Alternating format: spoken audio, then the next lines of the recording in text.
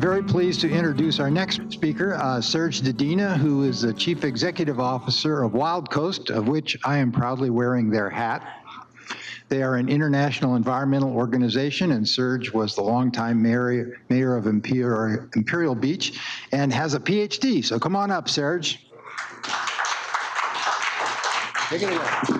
Thanks, everybody. Good morning. Can you guys hear me okay? Great. Gorgeous City Hall. It's a pleasure to be here. What a distinguished city council and mayor. I was able to serve with Dwight, Don, and Terry, and just really always impressed with Del Mar knowledge and capacity, questions, and approaches to dealing with stuff. I was lucky enough to serve with Dwight on the Shoreline Preservation Committee, and I've been on the field and a little intimidated first by the last panel, and then number two, I've been in the field with Dwight. And so if you want to know, really, if you want to go out in the field to San Diego Lagoon and the expert, go with Dwight, because it's the encyclopedic knowledge. But also just want to acknowledge Wildcoast works on ocean conservation and wetland restoration, but the gurus, the technical gurus, Jonathan's here is an expert on that. Nature Collective, San Diego River Park, and San Diego River Valley Conservancy are obviously just experts and are here as well today. So just wanted to acknowledge them as well. But really today, the idea behind what I'm just a few pretty slides to really think about a new approach to thinking about wetlands, right? And how we're going to manage and restore them and their carbon storage capacity and why that helps us in that argument. This is a great picture of San Diego Lagoon, just acknowledging Philip Collins' great, beautiful photos. Probably a morning just like today, and who knew that the entrance to San Diego Lagoon, the river mouth, would be a place where you could see white sharks and plenty of stingrays. One of my favorite places to paddle in San Diego County is just at the entrance here, and you see all the swimmers, and it's like, if you're on top of the water, you can see the water filled with stingrays. Hopefully the white sharks aren't breaching offshore. And you're like, uh-oh, yeah, let's all be careful, right? But I've had the pleasure of spending a lot of time around San Diego Lagoon lately, and it's such a gorgeous ecosystem, such an important wetland and watershed, and obviously ocean system. And so we'll talk a little bit about that. Just in background, Wildcoast, we're an international team that conserves coastal and marine ecosystem and addresses climate change through natural solutions, with an office here in Del Mar and offices up and down the California and Baja California and Mexican coastline. So we work internationally on preserving iconic ocean spaces and restoring through natural climate solutions our amazing coastal and marine ecosystems. In Baja, southern Baja, with offices in La Paz, in Oaxaca, where I've did 3 trips in the last 2 months, working out of Mexico City, and really trying to focus on conservation from the ground up. And this is our team in Bataquitos. Really, one of the things we work on are establishing and managing protected areas, protecting and restoring blue carbon ecosystems. First of all, blue carbon, what a cool way of just saying ecosystems in the ocean, aquatic ecosystems that store carbon. And then obviously partnering with local communities, government agencies, and the private sector to make that happen. But conservation from the ground out, acknowledging that we can do all the meetings and policies we want, but at the end of the day, we need to have something on the ground that actually looks like nature. And then a really important concept for Wildcoast, we don't apologize for preserving nature at all, ever. We feel that comes first. People and nature come first, but you have to work with people to save nature. But it seems like a lot of times people around the world are apologizing because somehow they've decided that nature comes first. That's not us.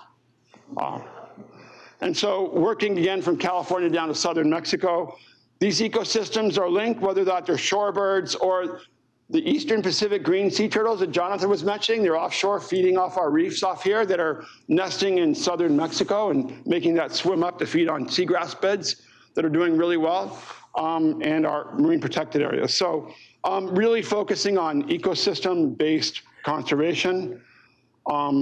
And really what we know, thanks to the emerging research at places like Scripps Oceanography, it was great to see Mark here this morning and Ralph, mangrove forests, seagrasses, salt marshes, and kelp forests.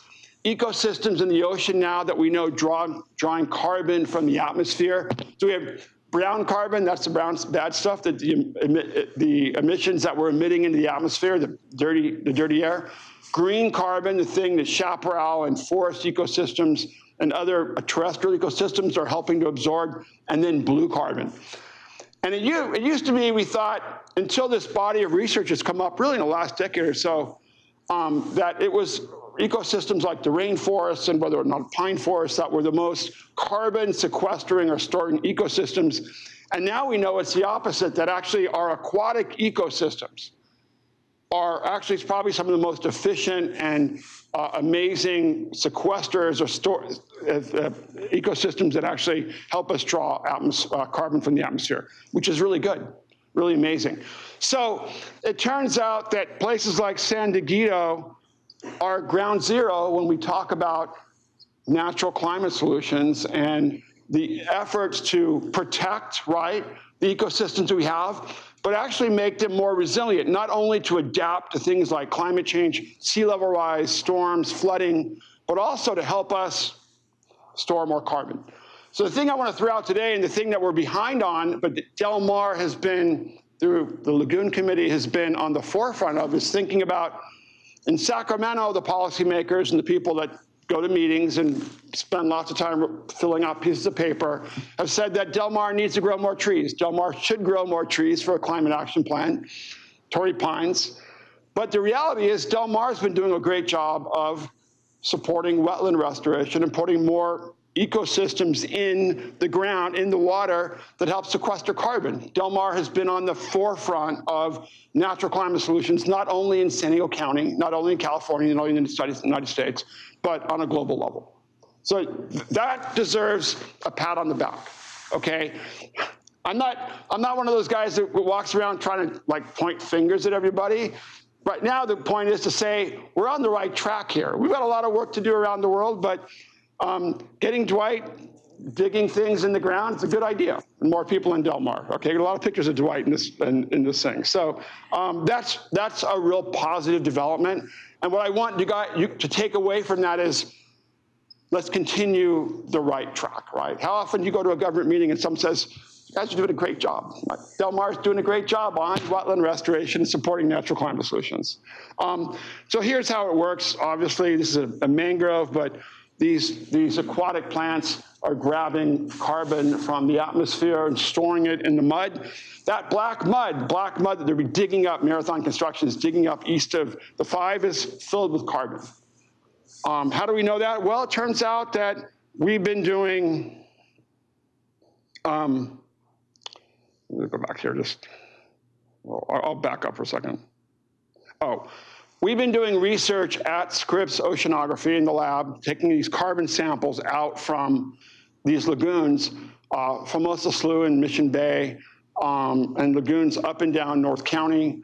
And we're finding carbon samples over 1,000 years old, and amazing productive ecosystems that are really efficient at storing carbon, including in Mission Bay, which is amazing, thinking how degraded that ecosystem is, right? And so this carbon is stored for millennia.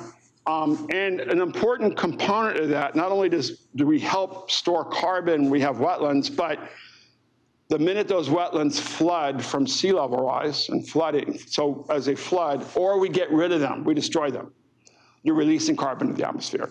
And that's something that's really important. As much as California is talking about reforestation and rewilding, the forest fires have undone that, right? We think about that. So we're losing the Amazon, what's going on in the Amazon, epic deforestation. So as much as conservation groups around the world and organizations like San Diego River Valley Conservancy, all of us, Nature Collective, are trying to, and Jonathan are trying to conserve and restore and expand our wetlands and these aquatic ecosystems and riparian systems. In order to address our climate goals, it's problematic on a global scale, and we see the devastation of all these ecosystems. That's why at the end of the day, to fight climate change, we need to deal with emissions, but we need to preserve every blue and green space on the planet. We can't go backwards. That's kind of the race against time we are. And that's why it's been so gratifying to see San Diego Lagoon for decades, right, at the forefront of wetland restoration, infusion of huge amounts of money, I think starting, it was in the 1980s, right? I think in the 1980s, huge amounts of money into restoring one of San Diego's premier watershed and wetland ecosystems. And if my buddy Joe Ellis is at Marathon Construction. Joe grew up with me in IB. All of us grew up in IB. I'd say so many folks involved in wetland restoration. We've been doing that in IB since 1970s. But one thing I want to make clear about San Diego, about wetland restoration, we're really good at it. All right, we've been doing this for a long time. If you start looking at San Diego Lagoon, South San Diego Bay, the Tijuana Estuary, regardless of all the problems in the Tijuana River Valley and Tijuana Estuary, remarkable wetland restoration efforts in the Tijuana Estuary. San Diego Lagoon going back to the 1980s. The recent project is San Alejo Lagoon, Bataquitos, Agua Hedionda, et cetera. Groundbreaking, pioneering work, right? We should give ourselves another pat on the back for that. San Diegans know how to do wetland restoration, right? It's only recently we've been acknowledging these systems as being on the forefront of addressing climate change, not only to help us adapt to flooding and sea level rise and what's going to come down from the sky, rain, et cetera, but also the effort to mitigate climate change through natural solutions, natural systems that sequester carbon. So on a good front. We all know that California's lost 90% of our coastal wetlands. That's why these efforts to restore these systems, pioneering efforts. And it's amazing to go out and see what's going on east of the 600 or 700, 800 acres of earth moving going on, but to create these aquatic ecosystems. And I'm going to tell you, having seen it up front in San Diego Bay, where I live not too far away from San Diego Bay, grew up next to San Diego Bay, is the minute that's done, the birds know it. No, it's amazing. I was talking to my buddies at Andy Ewan, if you know Andy Ewan at Fish and Wildlife Service, and it's like Brian Collins, who retired. They just come. How do they know, right? How does the wildlife know that things are doing better? They tell us that it's working, right? And I was at we were talking about, rewilding Mission Bay. And if you know Jim Pugh at Audubon was talking about, we need to tinker with some of the designs going on. I'm like, dude, when we were talking about protecting and restoring South San Diego Bay 30 years ago, right, and that was a National Wildlife Refuge and a great case of wetland restoration, it wasn't perfect. We have time to work those kinks out. We're learning how to become more efficient and resilient. So just think about that. We're learning what species to use, and thanks to people like Jonathan, what do we plant, right? How do we plant it? And how do we do that in a way that helps us get more carbon into the atmosphere? So that's something that's really, really new, and something that Del Mar can help us do and communicate with our policymakers in SACTASHA and others, Catherine Blakespeare now, to say, hey, let's push this on California. California talks the talk on climate change, but let's make California a global leader in supporting these blue carbon efforts, right? I think Tasha's been really good at that, so assuming Catherine will be. But we really need to push that because it's good policy, it's good science, and it works on the ground. More importantly, how cool is it to create blue jobs, right? Green jobs, blue jobs, getting kids out on these ecosystems, getting folks out, organizations like Urban Core, getting underserved kids out, restoring these aquatic environments. All right, I'm just going to focus here. So we've got the San Diego Lagoon State Marine Conservation Area. We've been focused, Wildcoast, Elise, and Bataquitos, and San Diego, because of our relationship with the Ocean Protection Council, partnering on small restoration projects in partnership with the City of Del Mar and others, Nature Collective, San Diego River Valley Conservancy, on doing smaller projects, the $100 million project, that's Marathon and Sandag and Caltrans. But what we're learning is that these projects can have an impact as well. And there's lots of low-hanging fruit. You can do lots of smaller projects that can have a big impact without all the permitting requirements of the big projects. But one thing I wanted to just throw out, and I got this from the San Diego River Park website recently, just 267 cumulative bird species in San Diego, 98 species counted in September alone. So remarkable ecosystem. I know that every time I'm out past the brewery on that little bridge that sticks out in the water, I'm just seeing all kinds of species, and the water is so in such good shape, and so many fish. And it's clear there's a reason why there's so many fishermen fishing outside the bounds of the marine protected area. But the research has been critical. The partnership at Scripps has been critical for us to have the science to show that these are superpower ecosystems to sequester carbon. And Brigantine Basin, 12 tons per acre of carbon sequestration, and you can see compared to grasslands or chaparral, much better job of doing that, right? So when we talk to SANDAG and other agencies in the state of California, we really need to prioritize the investment.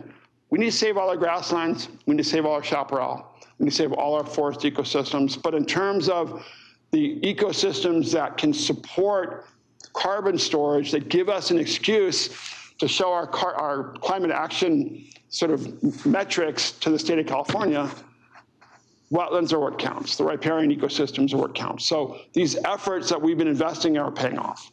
All right. So I'll just cut to the chase. We do need to continue these large-scale restoration efforts. Obviously, they're incredibly expensive, but it's something I think in San Elijo Lagoon that's really at the forefront of was integrating the infrastructure, I-5, Pacific Highway redo, right?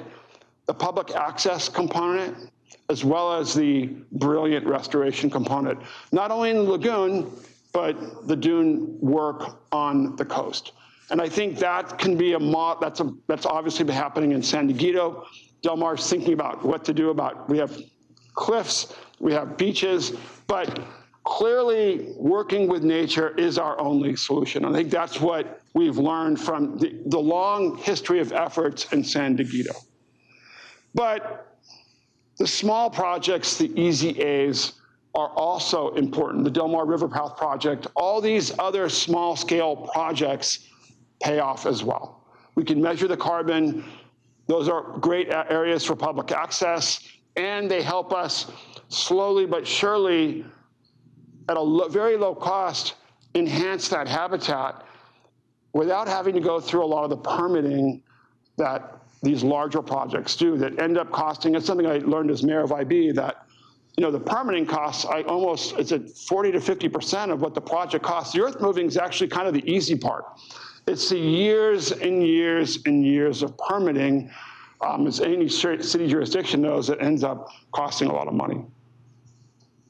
So, policy recommendations. First of all, it's clear that there's going to be efforts to start thinking about the Del Mar Fairgrounds as something that could be, from a design perspective and improvements, more resilient, right? Something that maybe is a little bit more nature friendly. I think that's already starting to happen, and people are talking about that. I know the city's promoting that, which is really positive.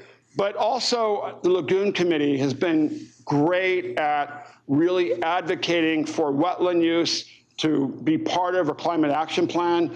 And this is something I know that as mayor, it drove me crazy that we had a climate action plan brought about by the state of California that said we had to grow more trees. IB was built on top of a salt flat, not unlike the bottomlands in Del Mar. There were no trees, all right, back before we put a city of IB there. So why would we have more water, fresh water, to grow trees in an area trees didn't exist?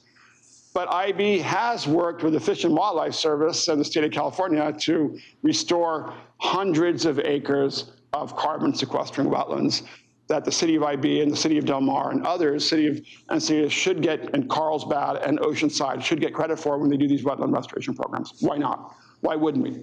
Why wouldn't we continue to encourage every jurisdiction on the coast in California to love restoring wetlands and to get some credit for it, right? That's smart, pragmatic, practical policy. So I would encourage policymakers and the residents of Del Mar to continue supporting that, right? It's easy stuff to talk to Tasha and Catherine about at the state level. Let's make that happen, right? Those are pragmatic, practical things that we should be moving on. Again, City of Lagoon, Del Mar Lagoon Committee have been really, really impressed with that. Again, the committee, but also just thinking about this kind of stuff. So, continue that effort. And then finally, I just want to thank our partners and all of you for making this happen, and just big picture ideas, but we can talk about doing climate change and we can focus on the ground solutions. And it's really important when you're in Sacramento or Washington or at one of these climate treaty meetings, whether it's in Abu Dhabi or in Paris or in Egypt, that you have examples to show work. It's not just, when we attend these meetings and we're talking about mangrove restoration, and a lot of folks are in meetings, they're doing the paperwork, but the more you focus on the ground, the more credibility you have and the more you can show that it actually works. And that's what we need around the planet to really turn the tide against climate change. Folks who come from the ground up that are turning the tide and joining forces to make these projects work and to give nature a chance. So with that, I'm going to show you a nice video. There we go. The coastline is the place I love to be. It just makes me calm and peaceful. It fills the soul. With the ever-growing threat of climate change, rising water levels, increased erosion, and development encroaching upon them, these coastal areas have been degraded. The thought of these places being destroyed motivates me to fight for the planet. I'm Carlos Callado. I work for Wildcoast as our California Conservation Coordinator. We conserve coastal and marine ecosystems like wetlands, seagrass beds, lagoons. When plants along coastal wetlands die, they get buried and stored as what we call blue carbon. With the shifting tides, that carbon will be trapped in the ground for possibly millennia. These blue carbon ecosystems can store tons and tons of carbon, so they can be a great tool in the fight against climate change. We're working with Dr. Matt Costa in the Scripps Institution of Oceanography to take samples of the mud here in the lagoon. Based on those little samples, we can estimate how much carbon is stored in all the acres of lagoon, and that can help us drive forward blue carbon restoration. We work with student volunteers to plant native species and restore this habitat to what it once was. Native plants protect these ecosystems from erosion and create a more resilient habitat. We are restoring an ecosystem not just because we want people to be able to enjoy these spaces, but for everything that lives here, to protect the natural beauty of our world. I started with Wildcoast as an intern, and I'm so happy to be a part of the team now with this career path. Students and youth entering the workforce, they can be part of the fight against climate change. We have bountiful resources on our planet as it is to help in this fight. I believe with the work being done around the world, there is hope. We always have to have hope for a brighter future, and that's why we do what we do. Great, that's it. Thank you so much. Appreciate it.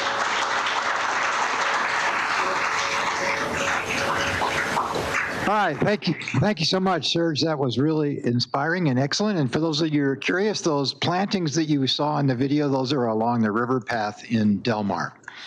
All right, next up, we have a speaker who's going to talk to you about trees and why they're important and how they fit into the climate situation. So, Tony Gurnoe, where are you, Tony? Come on up, Tony.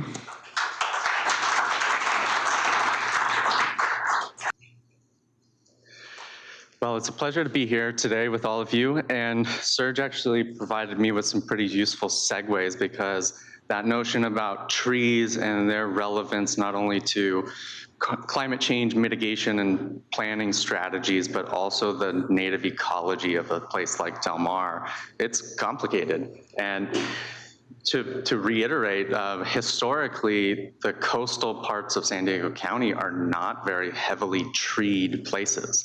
But I wanted to get some of our, as close to local forest into this as I could. So this is at the top of Hot Springs Mountain, the tallest point in San Diego County, where there is actual forest. So we do have some national forest land and some true forest, but that's not what you're gonna find for the most part in Del Mar proper.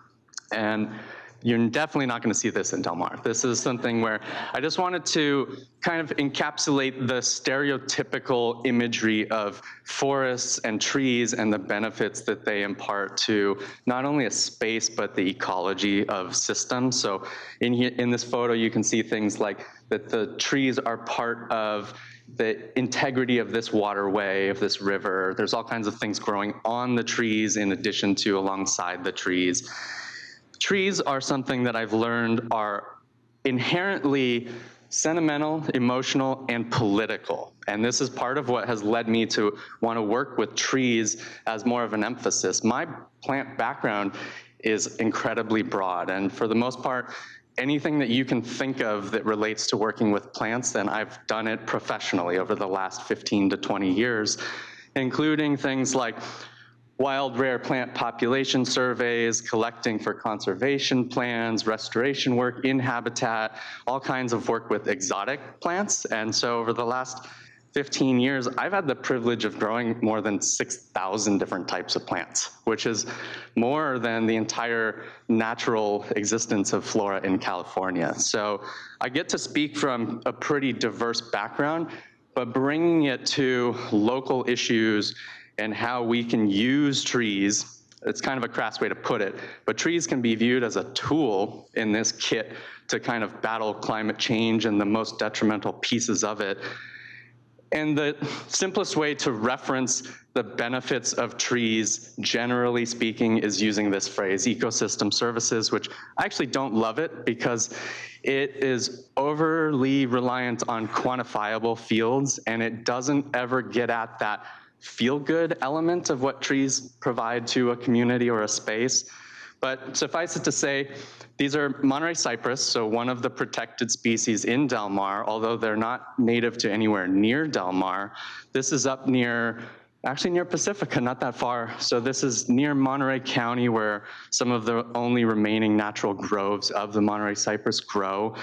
And this is to speak to the way that trees in California have had to adapt to the same stress factors that any of the other flora, plant community groups in our area have had to. So in this photo, you can see that there's not much soil to speak of. And in fact, those trees are probably part of why that cliff looks the way that it does. At the same time, they're constantly buffeted by salty spray from the ocean. So a lot of the reasons that these trees are successful anywhere on the coast is part of why they were planted here, mostly historically.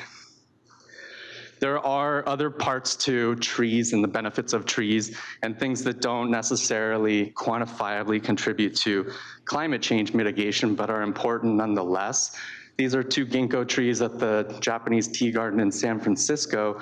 They may not look like much yet compared to some of those 1,000-plus-year-old trees that are in Japan and Korea, but these are progeny from a tree at the Shukeien garden, which was bombed during Hiroshima. So these trees actually are seedlings from a survivor tree from that atomic blast, and part of a program that's meant to connect all of this people, plant, community, space kind of stuff in a way where there's a continuity of understanding and community that if these trees last for 1,000 years, they can tell stories that I won't be around to continue to share. This is something a little bit more close to home. This is a nice coast live oak, and this is a seating and play area at an elementary school. So this is one of my clients in Encinitas. And they've worked really hard to retain big trees throughout their campus, which actually takes work. And that's part of what I'm here to talk to you all about today, is that the premise that trees in this place are self-sufficient and will just do what we need from them without taking anything from us is pretty much a fallacy.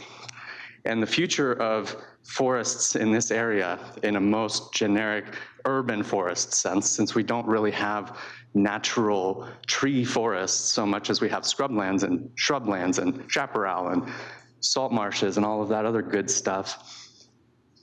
Working with the trees that are already here is a critical piece to how we actually benefit from trees as it relates to climate change and mitigation of that stuff specifically. I don't generally support these oversimplistic notions that come through a lot of municipalities and other entities that are just based on how many new trees are getting put out into the world. The average lifespan of an urban tree is 8 years in our area. You're not going to get a lot of carbon sequestration in 8 years from a box planted tree. Most of the way that trees work to sequester carbon is either evident in the trunk itself or underground, similar to what Serge was just talking about, that getting organic material into deep sectors of the soil where it will remain for, hopefully for a very long time, is one of the ways that plant communities actually most directly benefit that carbon drawdown effort. So part of why this is an important example is because you have a big oak tree, it's a mess, I'll admit that much, and constantly under important critical review in terms of, is it safe, is it healthy, and so on. Another thing that trees provide, which is a little bit maybe more flippant, but it's important to a community nonetheless, is beauty. So this was a nice rainy day that offset this floss silk tree spectacularly. I wanted to start with some of the positive things about trees because an important thing for you all to take away is that across the board, regardless of where or what, the probability and statistics related to benefits of trees versus risks or downsides of trees is always on the positive. The benefits that trees provide far outpace the challenges or the kind of requirements of management that are embodied in having those same trees within our urban spaces. It feels kind of weird to call Del Mar an urban space, but I think you all know what I'm talking about. So pretty self-evident challenge right here. Increased fire frequency. Fortunately, the coastal areas are pretty well protected from this so far, but this has been a big statewide challenge in terms of using trees as a way to embody carbon and kind of perpetually offset some of the challenges that we face with the changing climate. If you have a tree that's been there for 500 years and it lights up, all of that saved carbon is no longer saved. And so the fact that threats from fires are an increasing challenge to our trees, at least statewide, is something that also compromises their ability to contribute the positive things towards our climate change mitigation efforts. I don't love this slide because I'm sick of dealing with these invasive pests, and one of the things that I never expected to have to get so well versed in working with plants is pests and diseases. And it turns out that in California, despite as much effort and finances and all as we put into things like monitoring what comes in at the borders, it's really a drop in the bucket. And every year there's something like 6, 8, 10 new potentially catastrophic agricultural pests introduced to California. This is one that has been in San Diego City for about 7, 8 years now. Moved up from Tijuana, the South American palm weevil. And on the right-hand side, you can see what they leave Canary Island date palms looking like. And this is why trees are complicated and get into that kind of sentimentality and political disputes almost automatically, because how many of you are recommending planting Canary Island date palms even in the last 15 years? They've been on the county invasive species list for a long time. And any of you who've worked in riparian corridors, particularly the canyon type severe topography spaces, these palm trees will just take over and they'll actually change the waterways. They've moved rivers in certain cases.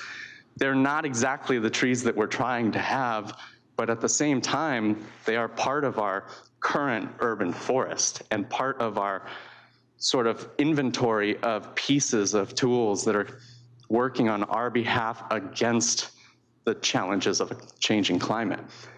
And they're dropping like flies. In the last 7 years in San Diego, there's been about 80% mortality of these trees. And in Encinitas, I just submitted a report to the city. We're expecting the same. The only way to deal with something like this is profusely pump hazardous chemicals into the environment, which I don't find a lot of appetite for, and it's not something that you'll hear me recommending on behalf of invasive trees, despite all of those good things that come from any tree. Here's some more fun pest instances. On the left-hand side, this is an avocado tree, and if you ever see what looks like icing or powdered sugar coming out of parts of the trunk of your avocado tree, it means that something's in there.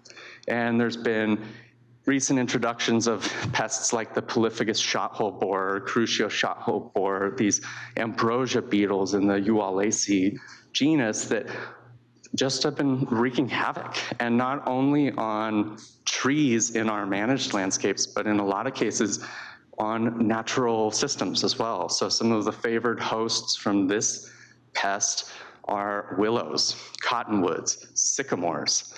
That makes up pretty much the contingency of our really local forest, if you want to even call it as much.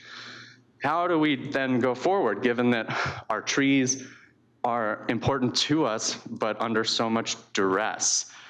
This is a funny example just because so many of you, I'm sure in this room, have had to deal with the size of a tree relative to the size of residential properties in our area, which are not particularly large. Somebody who's a client of mine planted this one as a little tiny houseplant, not recognizing what trees do and what they will become. And so part of what I'm trying to showcase here is an example of not the right tree in the right place, because that's critical to planning when it comes to trees. Another thing that I want to point out on kind of the check marks against lots of big trees is that no individual tree lasts forever. And I've tried to, over the years, work with people who either volunteer with me or work for me to soften this blow a little bit, because the truth of the matter is that if no trees ever died, I would have never had the opportunity to plant a tree myself. We would have already been full of trees. And fundamentally, these are living organisms that do have a sort of arc storyline that eventually ends in decline. Naturally, trees, as they get older, go through a process known as retrenchment, where they actually pull their canopy back in, drop large branches naturally by the course of their biology, fatten their trunks as a way to essentially plan for an ultimate demise of some sort. This is a big coral tree. One of the trees that during the 70s were planted a lot in North County, and some of them are spectacularly gorgeous when they're blooming in just the right spot, but they get big, they're heavy, they are prone to failure. There's all kinds of important considerations that just because a tree is growing in a space and has been there for maybe decades doesn't mean that you should forego paying close attention to it and having a really keen expert sense of how it all plays into the developments of your future plans. And so given all of that, are you all excited to go out and manage your forests now without my help? Or what do you think? This is something that is both important and complicated fundamentally. And so how do a community of people singularly actually affect these big goals with big trees? It's really difficult to do it in a vacuum. This is not something that should be treated as any given homeowner's responsibility to put up their part of the whole, because without a plan in the first place that's comprehensive, that has regular intervals of evaluation of all of these living organisms, it's just not fair to expect that somebody with a giant tree in their backyard is going to know how to do what's right with that tree on behalf of society, and also have the wherewithal, the expertise, the resources, and so on. Well, here's a little bit of self-promotion. The way that we go forward with this is by working with somebody like me. And so I used to run the horticulture programs at the San Diego Botanic Garden before I started their science and conservation program. And I love being in the middle of big, messy, environmental plant-based issues. And so one of the things that led me to start the company that I'm running now, Treehugger Care and Consulting, is that I wanted to get outside of one space, one garden or one lagoon basin. I've done a lot of restoration work in the San Alejo Lagoon Basin as well. And being a little bit more free roaming and contributing more broadly is something that I was hoping to get at by working with municipalities primarily and other land managers on how to get the most out of their trees. So the bare minimum of that is basically keeping everything safe, cleaning up stuff that breaks, keeping an eye on what's likely to next be broken. And that's kind of the bare minimum. I've had a friend from the Nature Serve refer to that With plant conservation work, we're actually working based on the lowest bar that you can possibly set, which is to prevent extinction of plant species. And we're not always actually even succeeding at that. And the truth is the same with trees in our area, that the bare minimum is to maintain trees that are safe.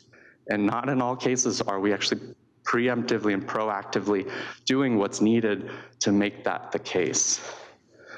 So some of the ways to get at that, it's really putting expert eyes on your trees. Trees are particular organisms that have a lot of significance, if only because of how much weight and height they embody. And so what I'm doing here is working for the city of Irvine on a project where each of these big old blue gums along an old windrow is being evaluated using a technique called sonic tomography. So we can actually send sound waves through the trunk, and depending on the rate at which they move through that wood, it relates to the integrity of the wood itself. So in the end, computer program produces an image that actually gives us essentially almost like an X-ray into this tree to see if it's intact or has pockets of decay. And if any of you are familiar with the failures of big blue gums along the rail corridor, particularly in Encinitas, all of them had actual decay in the trunk that you can't see from the outside. And so it's not reasonable to expect that a street staff from the city or a resident or even somebody who's landscape maintenance is going to be able to look at a tree like this and say, it's good. Another thing, this is a holistic approach to keeping trees as much as we can, given that that's not a given. And so on the left-hand side, this is a lingering trap where we're monitoring for new invasive pests, such as those shot-hole borers, which showed up about 10 years ago. And on the right-hand side, some actual pathogen research, as well as research related to horticulture and cultivating trees that, looking forward, are the most appropriate and most beneficial types of trees to be planting, rather than looking backward. And I don't mean to be pejorative in any of this, but Monterey cypress is not well adapted here, and they're becoming less and less well adapted here. And that's even arguable for the Torrey pines. And so then which trees are right? It's a good question, and it's an ongoing question. And this is part of why Del Mar is a good example of a community that tries so much harder than the size of the community would suggest is reasonable. Everybody in this room, for example, coming out, putting your own time and energy into trying to do a piece of what's right, but Del Mar can't do this alone, and there shouldn't be any reason for that to be a need either. So fortunately, there are people like me who just love to get out there and pursue these complicated questions. Not always do I find answers. More often than not, I'm bringing the next round of questions with any answer that I'm providing. But on the left-hand side here, this is work that I've been doing, research work with some of our native oaks that have never been put into cultivation. So this is called the Cedros Island oak. It grows immediately north of the border, in some cases actually in the shadow of the border wall. And I happen to be the first person to ever in the United States collect and cultivate this species. And so this is something where part of what I'm trying to affect here is producing some sort of forward-looking notion about plant material that'll be useful in more and more human-impacted landscapes going forward into a future that we expect to be more challenging to our trees and not less. So something like the Monterey cypress, it's a good example of an era where the planting approach in San Diego was such that we expected to supplement. We expected that as long as we can give this a little bit of water, it's gonna do great because the climate is nice. All you need is to throw a little bit of water at it. More and more, that's reckless. It's not only not effective, but it's actually a wrong way to be looking at our landscapes. And so looking to those plants that come from places that are a little bit more extreme than here is one of the ways that we can actually try to predict some sort of success in the future. As much as I don't love that this is a need, this is part of what we're doing as well. So those trees that are particularly iconic or significant, but also facing serious new threats, in some cases we are having to prophylactically administer chemical therapies to some of these trees as the only way to maintain that tree. And I don't consider this a particularly sustainable approach, but it is perhaps a little bit of a stopgap measure that can lead to better retention over time, because the pattern that we see with a lot of these new introductions of pests and diseases is that they get here and then they spike really badly, kill off almost everything. For example, the willows in the Tijuana River estuary, when the shot hole borers first moved through there, it was just a massacre. But those few things that make it can then kind of repatriate that space on behalf of that type of plant. And here we have a sycamore that is just a particularly long-lived and iconic individual that we're trying to do everything that we can to save this, while also recognizing that this tree is not the future and that we need to be phasing in a better way of managing our urban forest for future generations. And that's where it gets to be more fun. Rather than just trying to desperately keep trees from dying, being part of the future and the next wave of positive kind of embrace of trees in our urbanized community is the part that I love. So this is Arbor Day from last year in Encinitas. We have a little park in Encinitas in Leucadia called Little Oaks Park, and it was almost devoid of oaks. And just like in your city, Encinitas is working towards increasing canopy cover with trees in the city, which is actually a really difficult balancing act, because big trees with lots of small residences can be a difficult management balance, where you have something like the Torrey pines that I see around town. Some of those are gigantic trees inherently within a space where failure is going to be majorly consequential. And so given that we want to have our trees and have them be to our liking at the same time, it's a little bit of a wanting to have our cake and eat it too. And the important piece in the middle of all of that is the arborist. And so a city like Del Mar is actually really well equipped to serve as a model of sort of suburban, coastal, urban forestry management, because it's hard here. The soil is challenging, the salt environment from the ocean is challenging, the fact that you have so many small lots in a space where one tree might have consequences for 10 neighbors. It's not something to take lightly, and historically, the tree selections throughout San Diego County have not been that great. Big eucalyptus, big foreign trees that then prove to be invasive. Let's look to what naturally would be here, which in some cases is not trees, and otherwise look to how we can actually invest in a sustainable future for our urban forests, rather than just pretending that we can manage the one that is here today in perpetuity.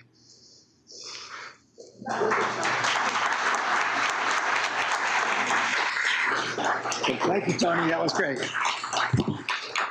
All right, thank you, Tony. That was wonderful. Just for your information, the Del Mar Foundation, which has provided the grant money for this event, is also granting the city money, and the city, and with their help, is undertaking a program to plant 40 trees, of which about a dozen are in the ground already, and the rest are going to go in the beginning of next year. Speaking of which, our next speaker is Linda Chisari. She's a Del Mar local and a master gardener, and she's going to talk to you about plants. Come on up, Linda.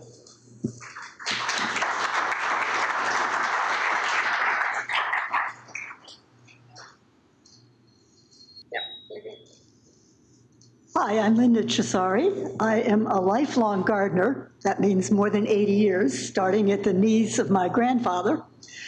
We've been in Del Mar for 50 years, and I remember very well arriving here and thinking, oh, gardening's not going to be hard. This looks just like the East Coast.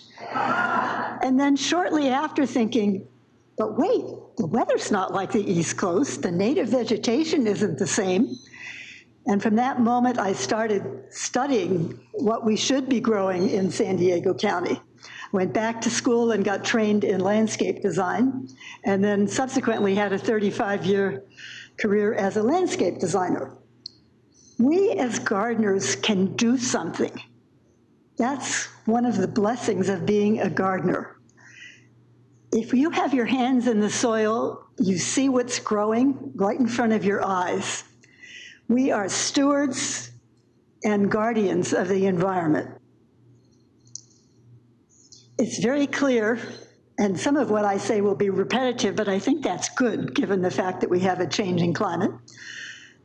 We can see greatly fluctuating rainfall amounts. We have increased and hotter fires. We have generally higher temperatures. And we need to make our gardens more resilient to this extreme weather.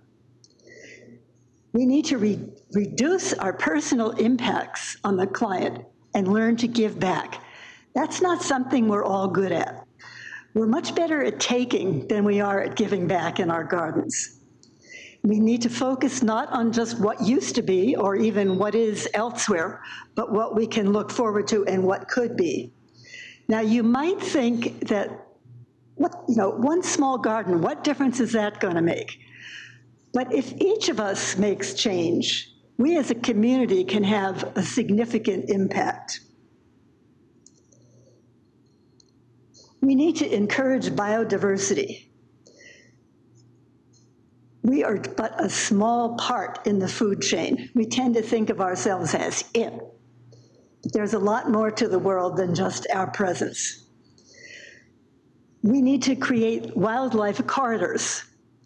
We have had in our yard, in the 50 years that we've been there, coyotes, bobcats, a family of foxes, and then a huge array of birds, and of course, rabbits, snails, rats, things that we're less fond of.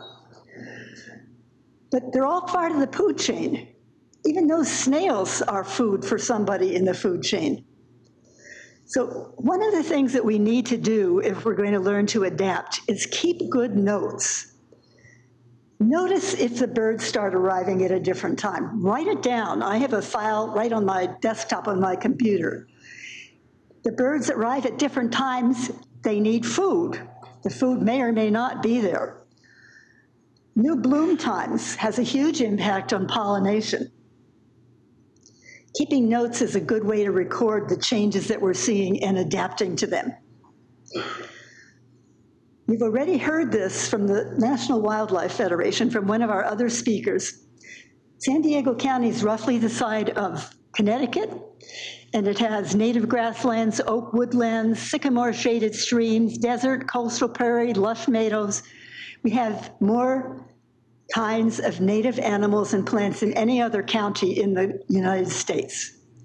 We need to encourage all the creatures that are here, especially the insects, the birds and butterflies, to share our garden, thereby enlarging the habitat to which they will have access now and in the future. This requires 4 things: food, water, cover, and a place to raise their young. Again, the National Wildlife Federation has a program of certified wildlife habitats. I have our garden registered here in Del Mar, and when we had a second home in Vermont, I had the same plan in place. Totally different climates, but the same requirements. Place to raise young, food, water, and cover. On the left, you'll see a picture of toyon, which is one of our natives, and is really easy to grow in our gardens. Toyon, lemonade berry are 2 especially good natives to use because they're not difficult to grow. Toyon and lemonade berry provide shelter, a place to raise young, and food all in one plant. What could be better? They don't provide water except to the extent that their berries have water. And because of our long, hot summers, we need to provide supplemental water to all these other critters. Simple bird baths around your garden do. Even our dog's water bowl is used by birds in the summer. He does not like it when he finds feathers and other less seemly things in his water, but the birds do get water. By the way, it's easy to sign up for this National Wildlife Federation program. You can just go online and fill out the forms and you will get a nice sign to post in your yard. We've heard from many speakers today that we need to sequester carbon. We need to keep our current tree canopy and we need to enlarge it. Now, this can get a little bit iffy in Del Mar because we have ocean views to protect too. So balancing the need for tree canopy with keeping ocean views accessible to people is an ongoing battle, but it's worth fighting. We need to prune the trees regularly, as has been mentioned. Falling branches are dangerous. They're dangerous to people. They put out power in a large section of Del Mar last winter for a day or two. And they also can cause fire if they fall on wires. Those wires come down and spark, and especially that wire that runs right along Crest Road is on the edge of Crest Canyon. And we've had several instances where a wire has come down and sparked, and we've had to call the fire department out immediately to put that out. We need to learn to mulch. Most of us have ample materials for mulching right in our yards. Mulching helps to keep the rain that does fall on our properties, in the ground. It prevents weeds from germinating, but also supplies water for all those big trees and shrubs that we're trying to encourage.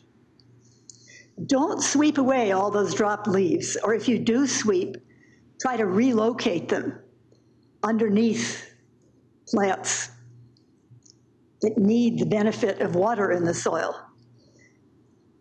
And by the way, speaking of mulching and breaking things away, let's not add more carbon to the atmosphere. There are still people using gas-powered mowers, gas-powered lawnmowers in Del Mar. There's a big penalty for that. But Del Mar doesn't have enough people to keep track of who's breaking the rules. And so we as neighbors need to inform our neighbors when something's not appropriate and hope that they listen to us. They don't always. The short message is there's very little benefit to clean soil. So to the extent that you can mulch, that's a big asset. Composting is really important. Now, EDCO, our new trash collector, has done a terrific job about educating us all on composting and giving us new ways to compost, things that I never knew could be composted, like meat, for instance, cooked meat. Composting builds healthy soil. It feeds a lot of the critters that are in the soil. We can eliminate artificial fertilizers. They're basically just fast food for plants. You can see a photo here of our compost bins, which were built by our son when he was in college, so that means they've lasted at least 30 years. It's a three-tier system. The system on the right, the bay on the right, if you will, is where we're adding vegetative waste from the kitchen, leaves from the garden to right now. The middle one is full and going through the composting process. The one on the left is fully composted and ready to dig back into the soil. We haven't bought soil in 47 years on our property on Crest Road. And all that this needs is to deposit the things I just mentioned, including dog hair, by the way, and to, once a week, turn over each pile and water it, because that heats up and speeds the composting process. We need to rely on pollination. Plants can't reproduce unless their flowers get pollinated. They can't make fruit in our vegetable gardens unless they get pollinated. I religiously, for longer than I care to admit, went around and hand-pollinated all of my tomato blossoms every spring with my fingertip until I realized that, oh, the reason that tomatoes don't produce until it's 55 degrees at night is because that's when bees arrive. And bees do a fine job of pollinating. You don't need to do it with your finger. We also need to limit the use of pesticides, because pesticides obviously kill off these very valuable members of our food chain. About 6 months ago, I looked at our little lemon tree, which is probably not more than 4 feet tall and 4 feet wide, and it was covered with aphids. And I thought, oh, now what do? I don't want to spray anything. I don't have anything with which to spray.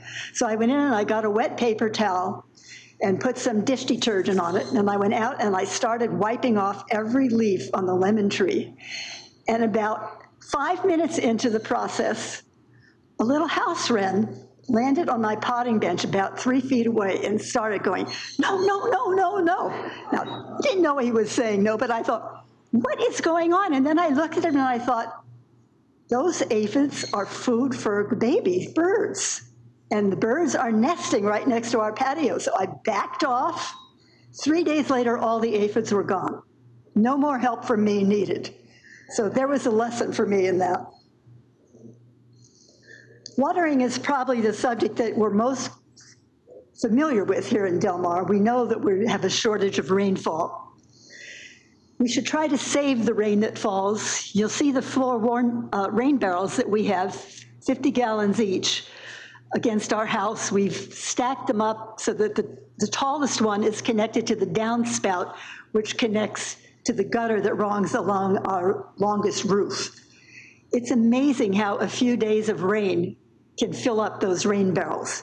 And while we don't need the water during the rainy season, I was able to keep my vegetable garden watered probably into mid-May this year, just from the water that was in those rain barrels. We need to limit lawn areas. You can see in my front yard, that's my front yard with the gravel and the planted bed. We had lawn for probably quite a few years that came with the house. And as long as we had small children and then very small grandchildren that needed to play on lawn, or that liked to play on lawn and have tea parties, we kept the lawn. But as soon as they were grown and past the tea party stage, we took out the lawn and basically replaced it with gravel and then put beds of drought-tolerant plantings in the middle. It's worked very well. I tried doing it all in natives, and natives are hard. Because your yard is not going to look beautiful all year. And because it's our front yard, and because I had landscape clients coming to the front door, I needed to use an array of drought-tolerant plants and not just natives. But anyway, it's worked very well. We need to plant in groups of plants that have similar watering needs. So just to show you this, these plants that you're looking at in my front yard are all well established. They're all from other Mediterranean climates or California natives. So they have similar watering needs, which is approximately once a week for about 10 minutes, gets enough water to their roots. This now is my backyard, which is my vegetable garden. Since most vegetables are annuals, and since I plant a lot of flowers that are annuals for pollinating purposes, to pollinate the whole garden, but especially the vegetable garden, this is on a separate valve. And these plants get watered 3 times a week and for 20 minutes. They are on a drip system, which brings me to the fact that it's a good idea to get to know your irrigation timer. Irrigation timers, probably the most important thing is you can switch them off when it's going to rain. If the weather forecast is accurate, we can all switch off our irrigation timers tomorrow morning and hopefully leave them off for a couple of weeks. But the other thing that allows you to do that I've already alluded to is to plant water in, to plant in groups that need similar amounts of watering. So the irrigation clocks have different stations that correspond with different valves in your garden. I know it sounds complicated, but they really are pretty easy to understand when you get used to them, and get used to them you should, because they're valuable to have in the garden. Mulching is another good reason, because we do want to minimize invasive plants, also known as weeds. This is a picture of Crest Rim Park, which is across the street from my house on Crest Road. It's on the east side of Crest, abutting Crest Canyon. The garden club planted this garden in 2008, so 15 years ago. and have been diligently taking care of it for those 15 years. This is a picture in the spring when all those daisies that everyone thinks are so beautiful come up. They're yellow. We affectionately call them freeway daisies because they were once planted along the freeway. But they're really bad. They compete for native resources. And so the garden club, after liking the fact that people said, oh, how beautiful your garden looks for many years, have finally decided that we really do need to eliminate these. And thus you may not see them again next spring. So I hope you took pictures last spring. I could spend this whole talk or the whole day talking about plants, and probably that's what some of you expected. However, there are hundreds and hundreds of plants that do well in San Diego. All of our California natives will do well. They might not all look as good as you want your front yard to look, but they'll all do well. San Diego has what is called a Mediterranean climate. That means a long, dry summer followed by a cool, wet winter. And other parts of the world that have Mediterranean climates include the actual Mediterranean basin, the Cape region of South Africa, southwestern and South Australia, and central Chile. Any plants that are native to those areas will also do well with our weather pattern in San Diego. And of course, as I mentioned, our California natives will do fine too, but you may not always like the way they look.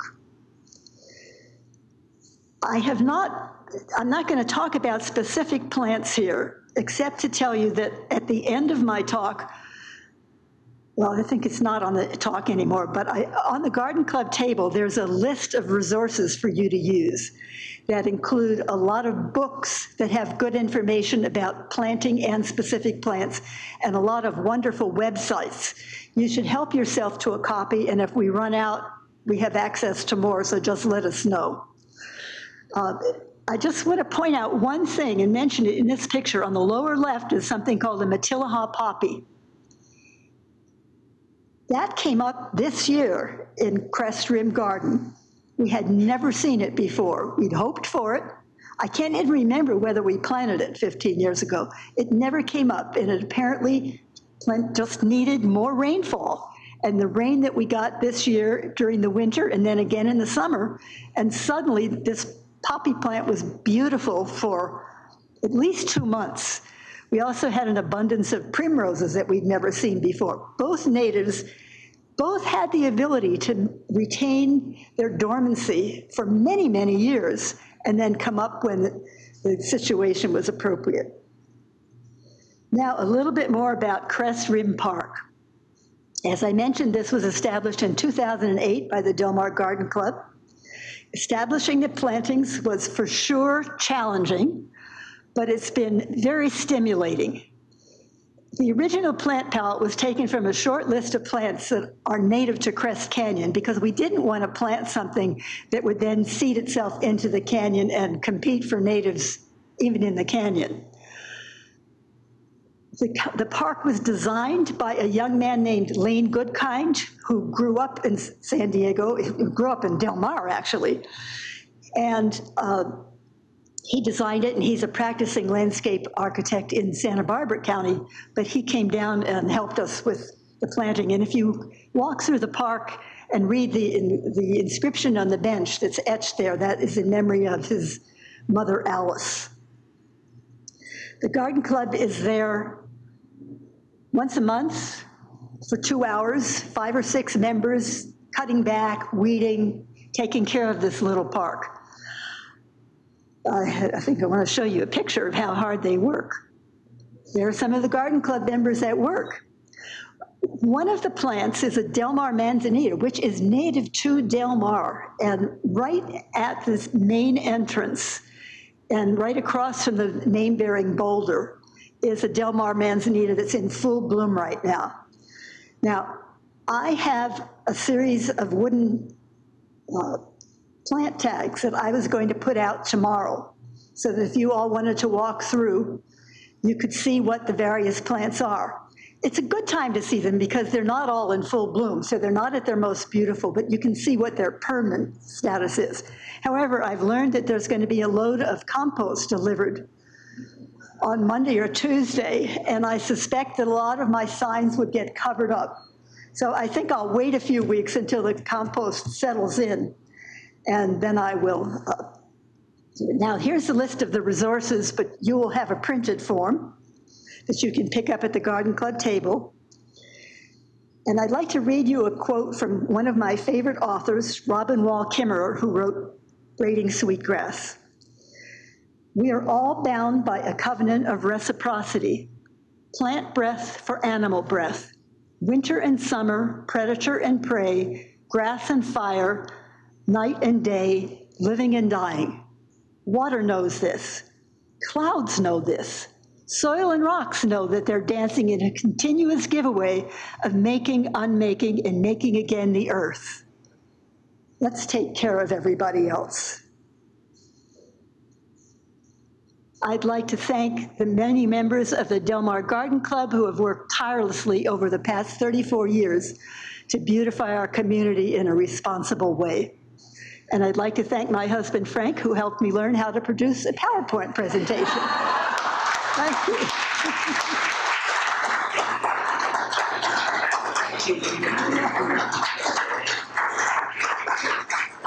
Thank you so much, Linda Chisari. All right, let's invite everyone from that speaker panel up. Please take a seat around the curved part of the dais here.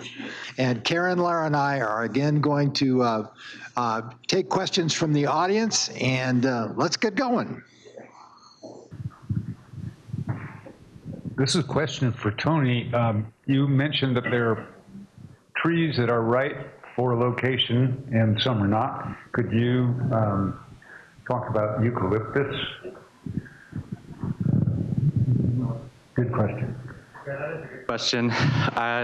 In my hometown of Encinitas, eucalyptus are fighting words. It's actually extremely contentious, and partly because they represent a cultural community heritage going back a century at this point in our area. And that doesn't change the fact that they weren't the best decisions even at that point. So in Leucadia, near where I live, there was at one point an entire overstory covering the coast highway through that section of town, and it was all blue gum eucalyptus and Monterey cypress.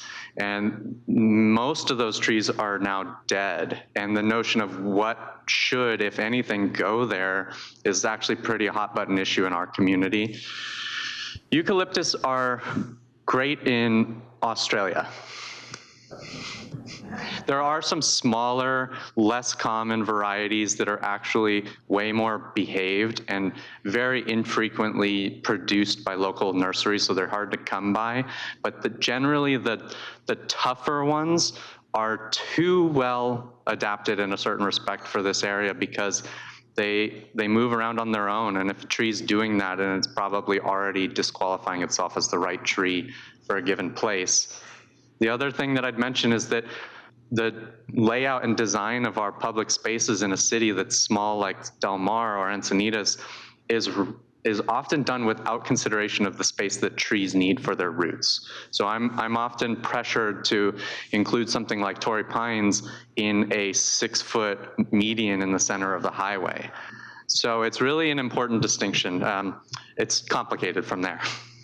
Linda, did you want to comment? I just wanted to mention that one of our children did a 6th grade science fair project on what grows under eucalyptus, because we inherited 2 very large eucalyptus trees in our property when we moved in. And what she learned is that she took soil samples at a distance of a foot from the eucalyptus trunk all the way out to about 15 feet. She could not get any seeds to germinate in eucalyptus-tainted soil. However, eucalyptus leaves, if you have eucalyptus trees and you can't easily get rid of them, they're fine to use as mulch, I think, because they deter seeds from germinating and they can hold water in the soil. So it's just an option if you have the trees. Thank you. Serge, you want to comment from the perspective of your conservation worker?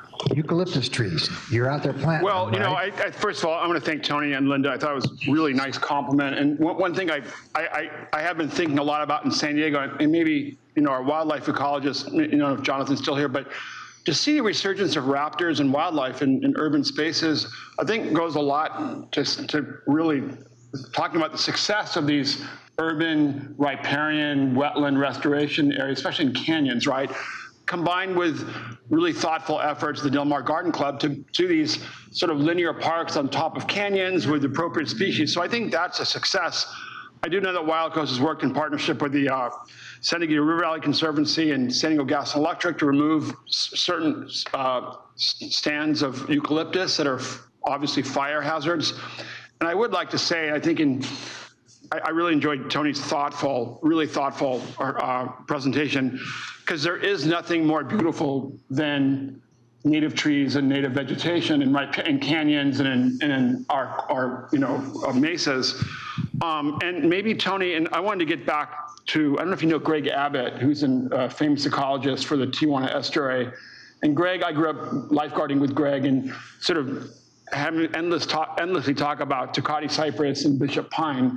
So maybe talk a little bit about, I thought what your comment about trees that are from more hardy environments, maybe talk a little bit more about what we can bring from Baja or those sorts of species that could be an alternative to Torrey pines, for example.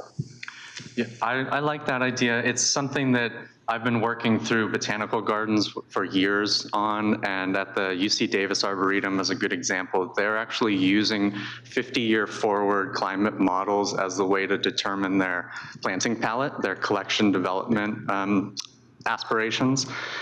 And I've been fortunate enough to be able to work on a lot of federal projects around the country. And so I've seen trees in places like New Mexico or the southern part of our county toward the east that are spectacular landscape options because they're often smaller and tamer and don't necessarily grow as rambunctiously as something like a blue gum eucalyptus. And so rather than looking toward the softer end, the more needy end of things that perform well here, looking toward the things that, as we expect the environment to get more challenging, are going to be those right plants for our places, is something that there's mixed sentiment about that, but pragmatically, I think it's a really important piece of our planning going forward. All right, thanks. Another question? I have a follow-up question for Tony, which is, do you have any favorite trees that you would recommend for residences, not for public areas? I do, actually. The very little loved scrub oaks. They're spectacular if you're able to find the right arrangement and timeline in a planting plan, because in Encinitas, I've been doing surveys for the city to actually determine what is out there. I'm working as an oak taxonomist as well, and there's a lot of blind spots to our small oaks. And really, where I'm from, Encinitas, that translates directly as little oaks. And so things like what is known as Quercus acutidens, the Torrey's oak, beautiful plants. Oftentimes they have nice upright architecture, but they're tame. They're not as messy as something like a coast live oak. They don't drop branches. They don't have invasive roots. You can get this something like 15-foot specimen tree. And when it comes to the shift in favor of native plant use in landscapes, I see those ones mostly getting omitted. And I would encourage people to consider using scrub oaks in their landscapes. Yeah, I have a question. Well, all of you can answer it really, but primarily you, Tony. If you look behind you, you will see that the Torrey Pines is part of the Del Mar logo. And I'm someone who has lived here many years, and I feel very strongly that there are Torreys that have gotten too big and gotten watered and all of that and create hazardous situations. But this is one of the only places on the planet where they grow. And I think a lot of people have not planted them in Del Mar. The birds have planted them, you know. And so, you know, I think in terms of us having a strategy for an urban forest, which is recommended by our climate action plan, Tories have to be part of the mix, you know, and I know it's a little controversial, but I was hoping maybe you could talk a little bit more about, you know, do you feel that they just get too big and people water them and they don't get the care they need, or, you know, they're a very iconic tree and they're very much a part of the Del Mar, you know, ambiance. Right. I like Torrey pines. I have a mixed relationship with Torrey pines. I actually got scratched in the eye by a needle earlier this week by a Torrey pine. And it seems like they're mixed in terms of their performance in the landscapes. I've actually, unfortunately, had to take down several large Torrey pines, like 50-inch diameter trees. And I think that Torrey pines in Del Mar are a good example of where planning has to account for trees at the very earliest stage possible. And something like a Torrey pine, given the size that they will ultimately get with some form of care, is a good incentive to reduce the amount of lawn in parks in favor of bigger trees. So I sometimes will see them on the periphery of lawns, golf courses, and whatever, and that's often where they're becoming these giant monsters in 50 years. And so building the premise of the landscape with the consideration of the plant material that'll be part of it from the beginning is a really important piece of this, because Torrey pines are pretty well suited to this space. And in a lot of cases, what it seems is that people are giving them too much of a head start and then recognizing them as natural to this area. And so it becomes a fully hands-off approach, which neither of those is encouraged. Linda, do you want to chime in on that? Torrey pines are favorite trees that you have for people to plant here locally? I haven't specifically dealt with Torrey pines. I've seen them and loved them in Torrey Pines Park and on the hill, but we deal with eucalyptus in our yard. Okay, other questions? Yes. Tony, when you mentioned the storyline or the arc in the life of a tree, I realize that when I'm in bed and a big pine cone drops from our Torrey pine tree, that I'm scared. And I'm wondering if the whole tree is going to come down. And I'm wondering where in the arc of its life my Torrey pine tree is, because it's really enormous. And I wish that our community, you know, I love the Torrey pines in our community, but I wish that our community could help us seniors, which I am one, who are dealing with the possible threat of a Torrey pine tree that you love that could have reached the end of its life. How can I know? Take it away, Tony. That's an important notion to bring up for sure. And one of the services that I have expertise in and offer is tree risk assessment. And so when I was showing you that tomographic study of those blue gum trees, that's something that, given a certain size and age of a Torrey pine in a heavily peopled space, it's not a bad idea to have somebody like myself come out and look at the tree and be able to make some of those determinations with, you know, years of training and experience. But it does suggest a certain struggle for some people, whether it's resources or whatever it may be. And in Encinitas, where I'm working with the city on developing our first mature tree preservation ordinance, and how there may be some kind of mechanism to collect fees or something like that from people who have more discretionary interactions with their trees, and use that to be able to leverage in favor of people who would like to have more attention on their trees but don't have the wherewithal for whatever reason it may be. I would love to see there be more of a community-wide agreement that getting expert eyes on trees is an important part of managing an urban forest. Other comments from the panel?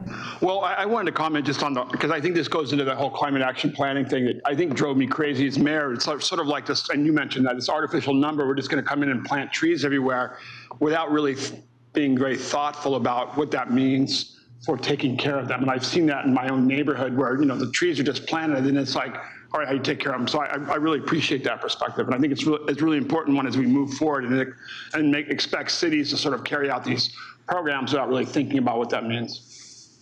I'd like to ask Serge, can you tell us any more about the quality of the lagoon and how what's happening?